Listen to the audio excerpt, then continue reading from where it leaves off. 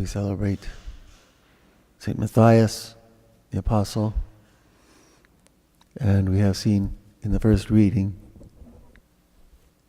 his calling, his being chosen one of the apostles to replace the fallen Judas. And note the prerequisites that Peter gave when he stood up and said, now we must choose. First, we must note its fulfillment of the Psalms, as quoted right there in the Acts. And one must take the place of the fallen Judas. But note the requirements. Is one who was with them from the beginning, starting with the baptism of our Lord, going all the way through to his ascension into heaven. And he must witness. And he must witness to the resurrection of our Lord. Specifically the resurrection. You see, that is the focal point of everything they are to go out and teach. Because without the resurrection, all the rest of it is nothing. Yes, they will preach about the life of our Lord and everything that he taught them in the Gospels. But they will witness above all to the resurrection of our Lord, because without that, everything else is nothing. In fact, without the resurrection, the whole thing is a complete failure. But with the resurrection, the whole thing has complete meaning. So the witness is that of the resurrection of our Lord.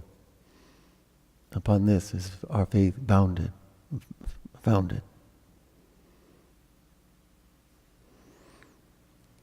And then we come to the gospel passage we've just heard, which is, actually it's well known to us, that of the commandment of love.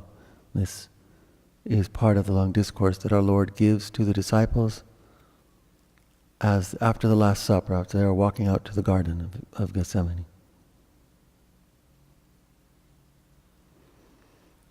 And his whole thing is, remain in my love. Love as I have loved you. And it is in this passage where he says, no greater sign does a man have than that he laid of his love, than that he laid down his life for his friends.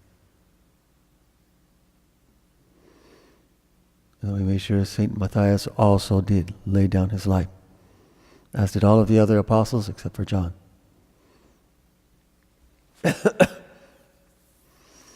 And note finally at the end of this passage,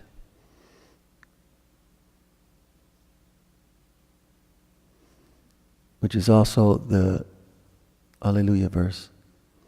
It was not you who chose me, but I chose you to go and bear much fruit. Here it's bear fruit that will remain. In the Alleluia verse, bear much fruit. We are called, every one of us, to bear fruit. That is, bring more souls to Christ, and every one of us has that call.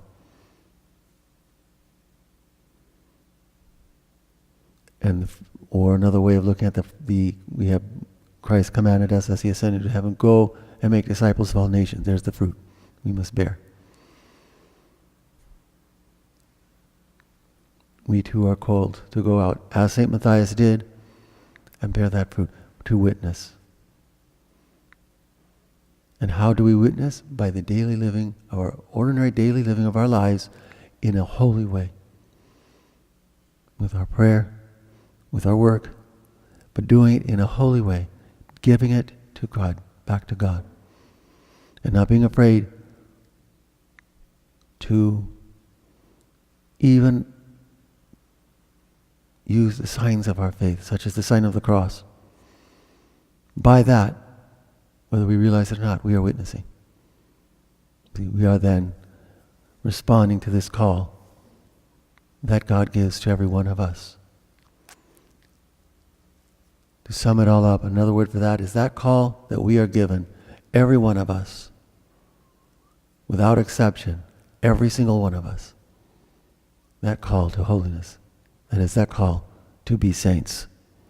Because that's what it's all about, in uniting ourselves with God.